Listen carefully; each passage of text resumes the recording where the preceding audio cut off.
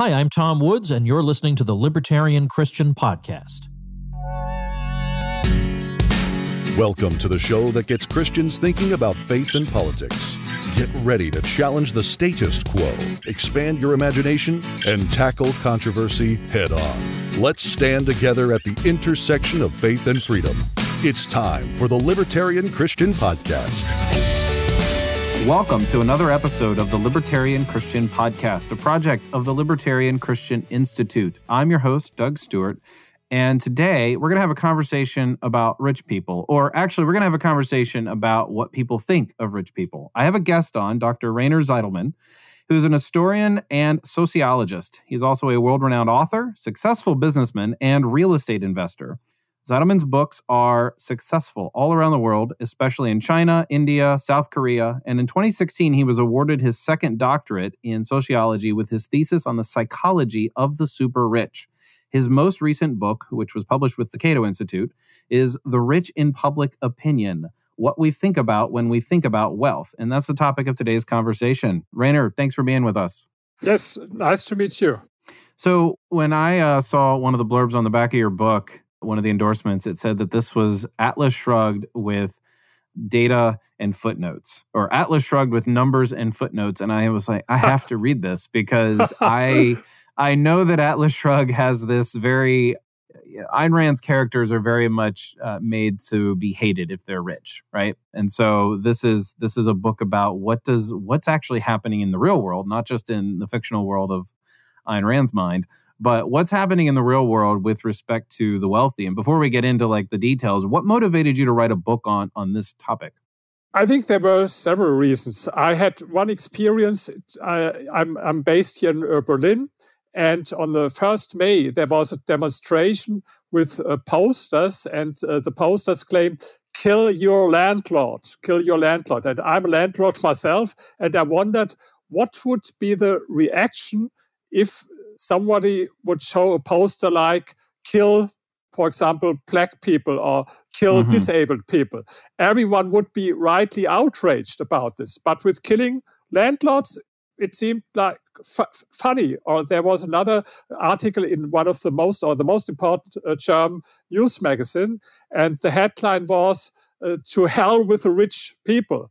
And at the same time, I made this thought experiment. What would have been the reaction with an article like to hell with, for example, Jewish people or something? Everyone would be outraged. And so I saw that the rich are the only minority where it's allowed to speak very negative and even with hate without having any negative consequences or even not criticism from anyone else. And this was one motive. And the other motive is I read a lot of books about prejudice research because I'm interested in this topic, prejudice and stereotypes, not only about rich people.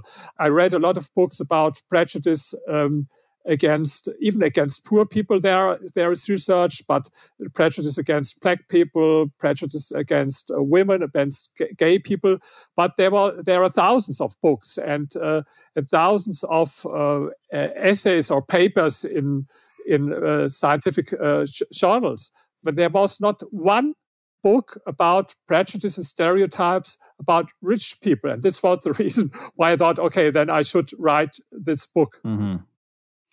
So with prejudices and stereotypes, I mean, those are two pretty common words that people have. And what's the relationship between them? And how do we think about, when we evaluate a class of people, whether it's rich, middle class, even poor, or even, some of the other traditional categories of people think in terms of, race, gender, orientation, things like that. How do we think about prejudices and stereotypes in terms of like, what does that actually mean to think about those things? Usually it means that you generalize something from the behavior from one person to a group, or that you judge behavior from one person other as you would have if it was not a member of this group. And with rich people, for example, you see it now in the corona crisis. I don't know how it is in the United States, but in Germany, we have so many people who really hate Bill Gates, because in the corona crisis, they are looking for scapegoats, like they people do always in crisis. And for them here, a lot of people believe that Bill Gates was the guy who made the coronavirus. He want to earn a lot of money with the vaccine against the coronavirus and so on. And this is an example because he's very rich, and so he's a scapegoat for them. And this happened every time in history, especially in times of crisis or things that people couldn't explain by themselves. If you remember, for example, in the Middle Ages, or there was the plague, and then the people told witches they made the plague, or Jewish people poisoned the well and they were responsible. And so it's always that people are looking to for scapegoats, especially in crisis. And this happens again and again. And last time that it happened was in the financial crisis of 2008, 2009, where you could read everywhere that greedy bankers are responsible for this crisis. Yeah, in America, what I've noticed, at least from my friends on the left, and many of them are Christians, that they are concerned that during the coronavirus pandemic, their bank accounts, so to speak, well, that's the way they would perceive it, but their assets, their value has gone up while the rest of the country is burning, and people's bank accounts are dwindling, or they're going bankrupt, or they're out of healthcare or something like that. And so their perception is the wealthy are getting wealthier during this pandemic, and that's not right. That's been the observation I've seen, at least in my corner of the world.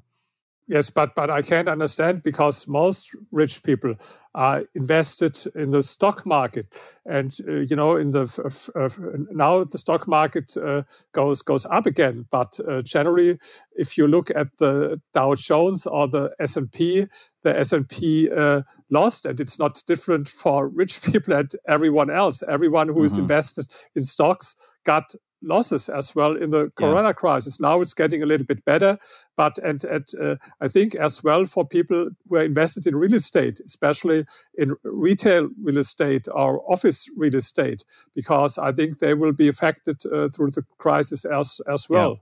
Yeah. And it's also, it's been like 3 months now. It's 4 months. It's a little too early to tell per se exactly what the ramifications are going to be long term. So it might be a little unfair, to assess things this soon. I think Asian people are as well scapegoats now for the corona crisis in the United States. Isn't it true? I heard it that a lot of Asian people were attacked, and I think this has also something to do with stereotypes against successful, or prejudice against successful people. Because if you see I'm sure the income pyramid in United States is black people, Latino people, white people, and then Asian people. Asian people earning 40% more than white people and are more successful in university. And I appreciate, I like Asian people, but there are other people, envious people. For them, they are scapegoats, and as well, especially in the corona crisis, they were attacked. And I think this is a perfect example. What happens? There were prejudices before against Asian people. I read an essay in a scientific psychological journal. It was 12 years ago about prejudice against Asian Americans. So this is not a new topic, but in a crisis, then when people look for scapegoats, this latent prejudices became stronger then, and words can become deeds. This is what people forget always. For example, some people ask me, why do you write about prejudice against rich people? They have a good life. They are much better off than other minorities if you compare it with, for example, black people or other minorities. What is it about writing about prejudice against rich people? And I had to tell them that in the 20th century, very often rich people were killed and had to leave their country. And so if you think what happens with the Kulaks, for example, in the time of communism in Russia, something like 600,000 Kuliks were killed as rich peasants or farmers, and the same happened in China, and it happened with the Red Khmer in Cambodia and other countries. So sometimes people forget about it, that sure, today rich, they have a good life and it's good to be rich, but on the other hand, this can change in other circumstances. And so my book is a kind of warning what can happen, because this was often happened in history. First, there were stereotypes and negative prejudices against the minority. And then when it came to a crisis, then words became deeds. And this is a kind of warning.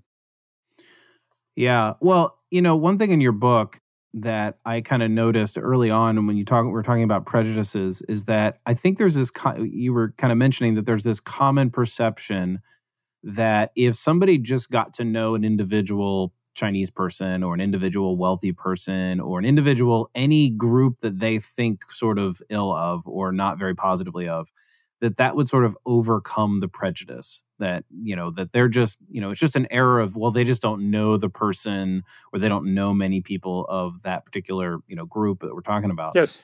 And you say it's a little bit more complicated than that. It's not a matter of, the antidote isn't necessarily being more knowledgeable. We had one question that was only asked in the German poll. All other questions were asked in 4 different countries.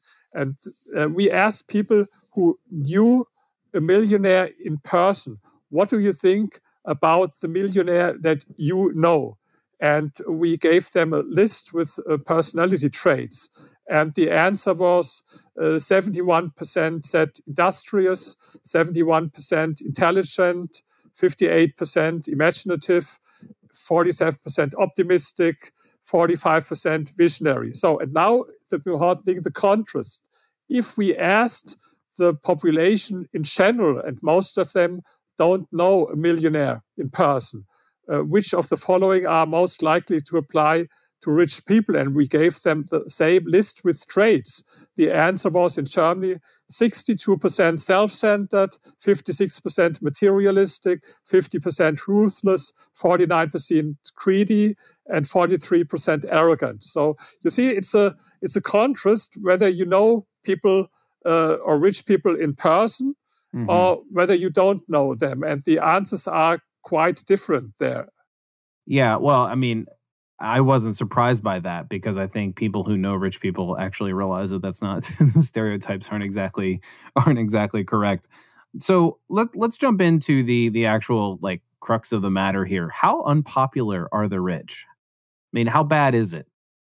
I think you have to differentiate between countries. And this was the first time that international study was conducted. It has never been, no one had ever done it before, with the same questions in every country, with exception of this one question, but there were dozens of questions. And we had the same questions in United States, France, UK, and Germany. And then we calculated something that we called social envy coefficient. And what does it mean? We can measure with this the relation between envious and non-envious in every country, because we saw as a result of our questions that there are 2 different groups, social envious and non-envious. And in the middle, we called them the ambivalent people. And then we could calculate the ratio between both of these groups. And the higher the number is, the more envious is a country. And so the highest number was in France, with people being most envious. It was 1.21. Then came Germany with 0.97. And then was United States with 0.42 and UK with 0.37. So it means, to sum up, that people in Germany and in France are much more envious, have a much more negative attitude toward rich people than people in UK and United States. And people in UK and in United States have much more in common than, for example, have Britons with here Germany or France. So it's different for every country. And the second result, it depends on the age very much in the United States. We have a huge difference in the answers of older Americans and younger Americans, with being the younger Americans much, much more negative toward rich people than older Americans. And I think this is I think it's not so surprising if you see the big support that we had, for example, for Bernie Sanders with a lot of young people. But I can give you here one example for this. We asked the Americans, to what extent do you agree with the following statement? The more the rich have, the less there is for the poor. This is an example of what I call zero-sum thinking. And on average in America, 34% of the people agreed with the zero-sum thinking. So as mentioned before, people in the United States and UK are less envious as they are in France and Germany. But there's one exception, and this is with young Americans, because there's a huge difference between younger and older Americans. And I give you one example. We had this here, the following statement. The statement was, rich people are good at earning money, but they are not usually decent people. And we asked the people whether they agree or disagree with the statement. And for younger Americans, that means Americans between 18 and 29 years, under 30, 40% agreed with the statement. From older Americans, only 15% agreed with the statement. And then the numbers, how many people disagreed, only 23% of the young Americans under 30 disagreed with the statement that rich people are usually decent people. But for older Americans, 60 and older, 50% disagreed with the statement. And so it was with all other statements. For example, with this zero-sum belief statement, we had the statement, to what extent do you agree with the following statement? The more the rich have, the less there is for the poor. On average, 34% of Americans agreed with the statement, but with younger people, it was 45% agreed and 29% disagreed. The rest of them was not like neutral to the statement. And if you compare it with older people, 53% disagreed and only 24% agreed from people older than 60. And this was not only with these two questions, but this was with all other questions that younger people are much more critical in America against the rich. And this was not so in Europe. On the contrary, in Germany and in France, there was not such a big contrast between younger and older. But if there was a contrast, it was the other way around, that younger people were a little bit more positive about rich people than older people in France and in Germany. And in UK, we had, I think, there was no difference with the age group. So it's only in the United States that you have such an extreme negative attitude of young people against rich people. So I was actually a little bit shocked by that statistic, because I feel like everybody has zero-sum thinking. And so that number is actually a little bit low for me. But, I'm sort of exaggerating or comparing to my exaggerated, concept of what people think. I can imagine our listeners listening to us talk about the rich here, and we're about halfway through this episode. And what is it that qualifies somebody as rich? I know that to some extent is a perceptual issue, some people think a lot of people are rich. Most people that live in the United States and Europe are rich by global standards. But that's going to need to be sort of spelled out a little bit with the way that you do research. So where do you have that in terms of your study and research? Absolutely, it's a good question, because in the past there were a lot of polls about rich people, and they didn't define what rich means, but we know from other studies that everyone has a quite different view what is rich people. For example, there was a poll in Germany, and they asked people who is rich, and the range was from earning, I translate now in dollar, from earning $3,000 a month to having more than 100 billion as the minimum to be rich. So it was so spread, and so everyone has another idea what rich means. And for our study, to avoid this, that everyone speaks about the same word, but it means something quite different for them, we gave to our interviewers a definition, and we said, this is someone who has $1 million in addition to his own residence. So if someone owns an own apartment or an own house, yes, in addition to this, he has to have at least 1 million. This was our definition. Okay. So then why do people think, what does the data say about why people think that people are wealthy? I mean, there's a number of ways that we know people can become wealthy. They can simply earn it through, innovation, entrepreneurship. They can inherit it. What does the data say about how the public thinks about how the wealthy become wealthy? Yes, there again, it's the difference between people who are this group that I call envious and not envious. Envious people think usually people become rich because they are tax cheats, because injustice in society, or because there are only heirs who become rich, there are not so many self-made people, or because they are dishonest and all this stuff. And other people who are not envious, they think more it's about hard work or being intelligent. But I think that both groups are wrong.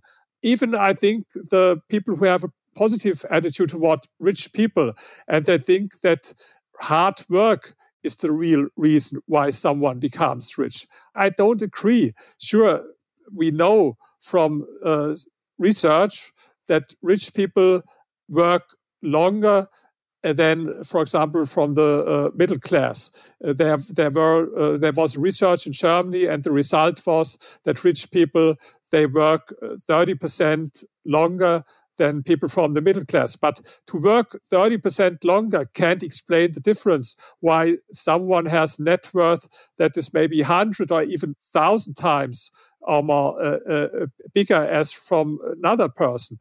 And I think that as well, people who like rich people and people who don't like rich people, that in a lot of ways they are wrong why people become rich. If you would ask me why people become rich, I would tell you most people became rich as entrepreneurs. That is true if you look at the list, the Forbes list of the richest people in the world or richest Americans, and you see if they haven't got it from their father or grandfather as heirs, then they are all entrepreneurs, and they became rich because they had good ideas. They were creative. This is why Jeff Bezos became the richest man in the world.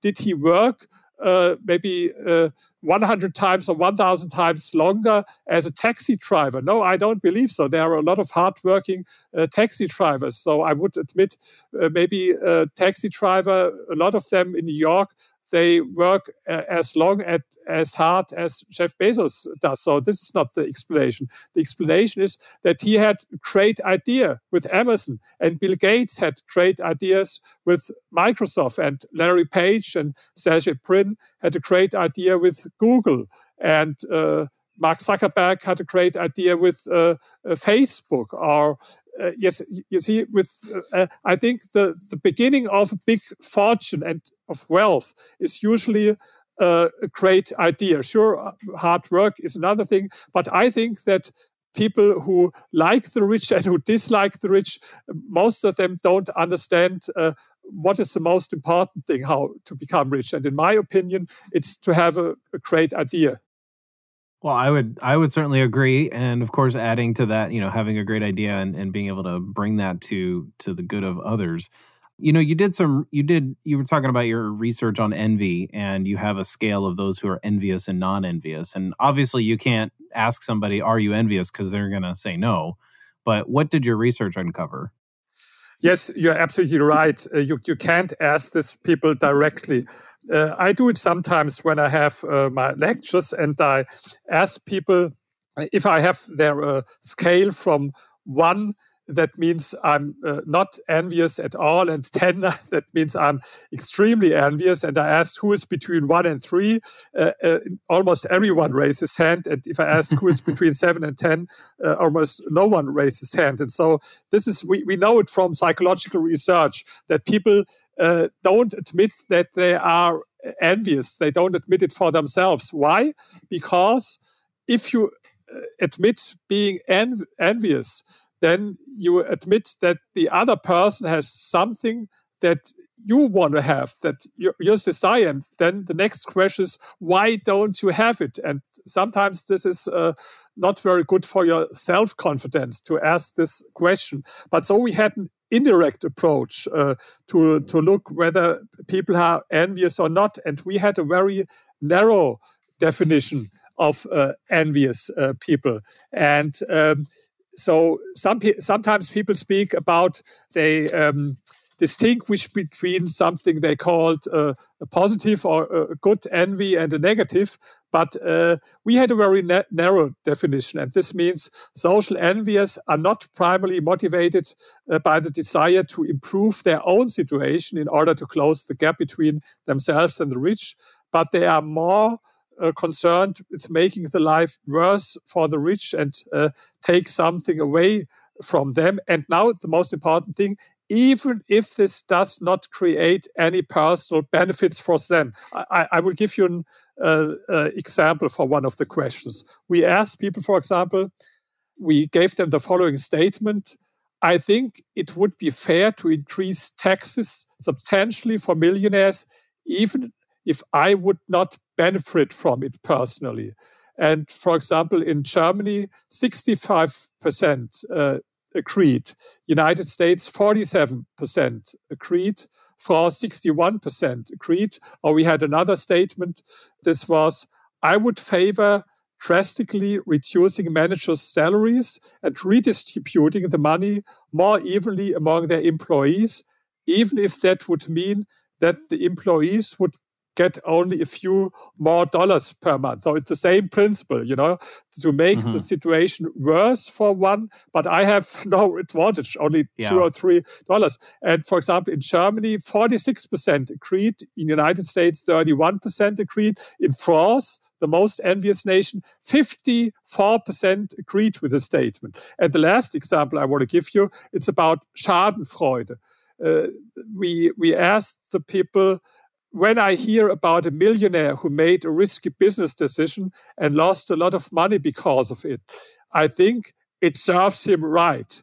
And we asked people whether they agree or disagree with the statement. And now, I don't know whether you know that the word Schadenfreude is a German word. It's from German in English, yes, the same word, but it comes from Germany. And now you know why, because Germany was the only nation where we had more people, 40% who agreed with the statement than disagreed. 40% agreed, 37% disagreed. In the United States, it was 28% agreed and 29% disagreed. And if people answered positive to one of these statements, or if they supported one of these statements, then we didn't say he's envious, but if he supported a few of these statements, or whether he rejected all of these statements, this made a big difference as well with all other questions. We had a dozen of questions,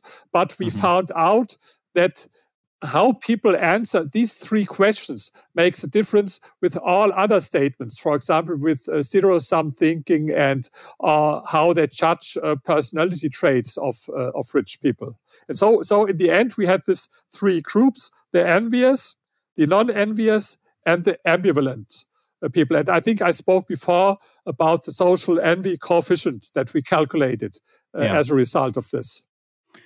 Yeah, well, and that envy reminds me of like, I don't know. It just seems fundamentally unchristian and just almost despicable for somebody to say, I simply want somebody that I envy their stuff. Now, they're not going to say it in that way, but they're, instead of envying what they have as if like, I want that, they're basically saying, I just don't want them to have it. Like, there's no good reason for them not to have it, but I just want that anyway. Like, it just seems fundamentally hateful.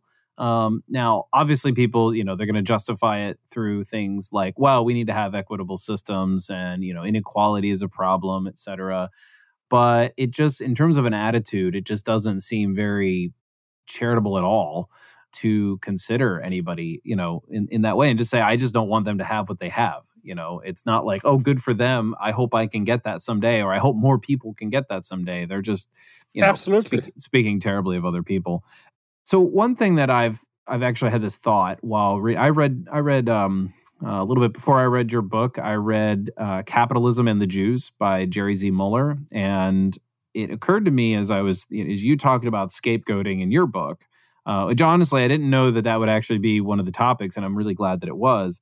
There's a little bit of like, maybe there's a silver lining in that the rich are somewhat scapegoated and maybe demonized, in that public attitudes used to be between about groups that were of a certain category, something like anti-Semitism or racial differences or ethnic differences.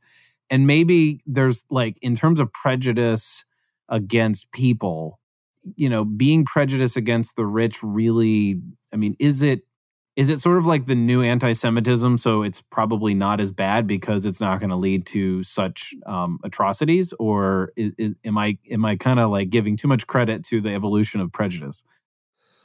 I have some, I wrote my first doctoral thesis about Adolf Hitler's economic and social thought. This was the topic of my first doctoral thesis, is as well in English, Hitler, the Policy of Seduction. And here in my new book, I have a quote, for example, from Adolf Hitler. Maybe you would be surprised if you hear this. For example, Hitler declared in 1933 that if he had turned against communism, and now quote, then it was not because of the 100,000 bourgeois. It can be of complete indifference whether they go under or not. And he said to Bolshevism has simply removed its creatures because they were worthless for mankind, only burdens for their nation. The bees also string the drones to death when there's nothing left for them to contribute to the hive. The Bolshevist procedure is therefore something quite natural. So this was a quote from Adolf Hitler, for example, and Adolf Hitler's anti-Semitism was also linked with his anti-capitalism very much. You can read it in Mein Kampf, and you can read it as well in his first speeches. Yes, for example, I have here one quote. This was from a speech from Adolf Hitler in 1920, and the topic of the speech was, "Why are we anti-Semites?" And I quote now, and so you see the parallels between prejudice against Jewish people and against rich people. Now the quote from Adolf Hitler: "Therefore this capital grew and today rules practically the whole world, immeasurable as to the amounts in this gigantic relationships, growing, and the worst part, completely corrupting all honest work, because that is the horrible part, that the normal human being who today has to bear the burden of the interest on this capital has to stand by and see how, despite diligence, industry, despite real work, hardly anything is left to him with which only to feed himself, and even less to clothe himself, at the same time as this international capital devours billions in interest alone, which he has to help pay," and so on. So anti-Semitism, Adolf Hitler was also linked with anti-capitalism, and it was often in history. So there's plenty we could continue talking about, but I would encourage readers to pick up a copy of your book and get to some of the other things that are in it.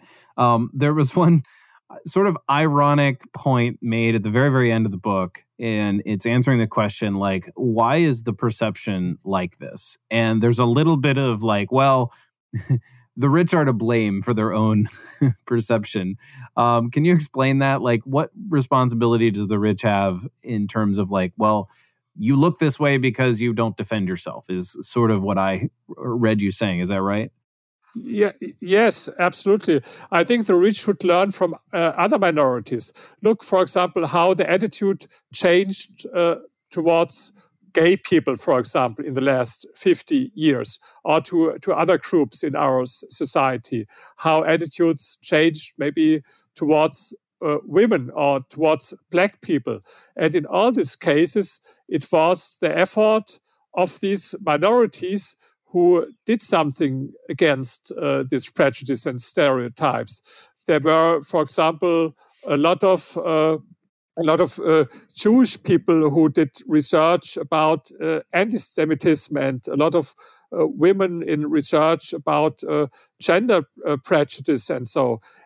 But rich people, I think they do almost nothing. They are silent in our society. They don't defend themselves. You see, as an example, my book, it cost me a lot of money to commission this poll in 4 countries, and I had much more research in this book about media stereotypes about rich people, and this was not all my own research. I had to commission this polls and institute. It cost me almost like $150,000 to do this, and I will never earn it with this book, not by far. I could finance it because I'm rich myself, yes, so I could finance it. But I had the plan to establish something like an institute for research about this question, about how people become rich and prejudice against rich and all these questions.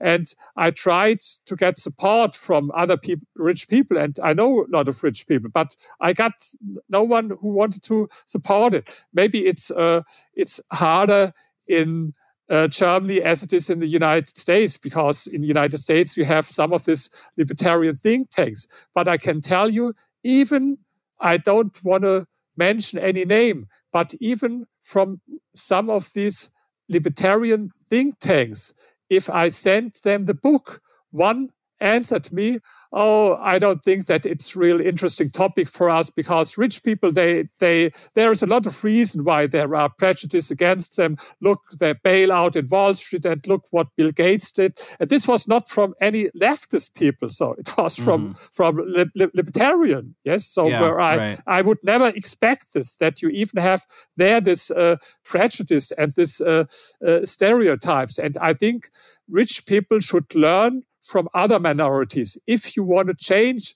something, then you have to do something. You have to explain people what you are doing. You have to do something to educate people. And I think it's not with one book or one article. I hope my book is only the first one, and that other people will follow, because as mentioned before, we have thousands of books about prejudice against other minorities, and we have almost nothing about this topic. And I hope it's only the first book. Well, I think this might be a good time for you to have that conversation with more libertarians. It might be more opportune because the public opinion of wealthy people in the wake of COVID and the shutdowns and the stock market and a whole bunch of other things, you might have some more opportunity. And I'm glad we at LCI have been able to give you an opportunity to get your message out. We do have a largely United States-based listenership. So I really thank you for being on and being able to share your message with our audience. I appreciate very much. I'm so happy, and please excuse me. You see, my English is not as good as it should be, but hopefully everyone could understand the message. And if not, please read my book. You can order it with Amazon, and I hope there will be a discussion about this topic in the United States as well. Yeah, I agree. Well, thanks again for being on.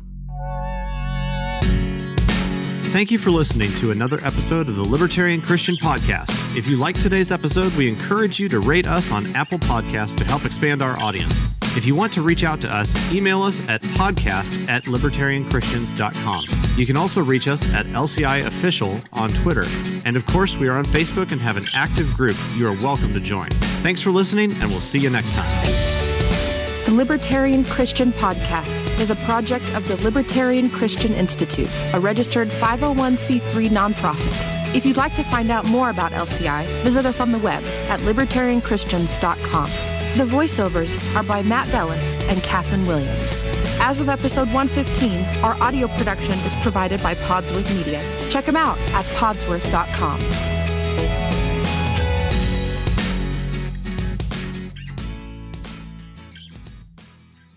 Hey, podcast listeners. Since you like listening to audio content, we wanted to let you know about a new audiobook titled Called to Freedom: Why You Can Be Christian and Libertarian. It's read by me, Jacqueline Isaacs, one of the contributing authors of the book, and every download helps to support the Libertarian Christian Institute. To learn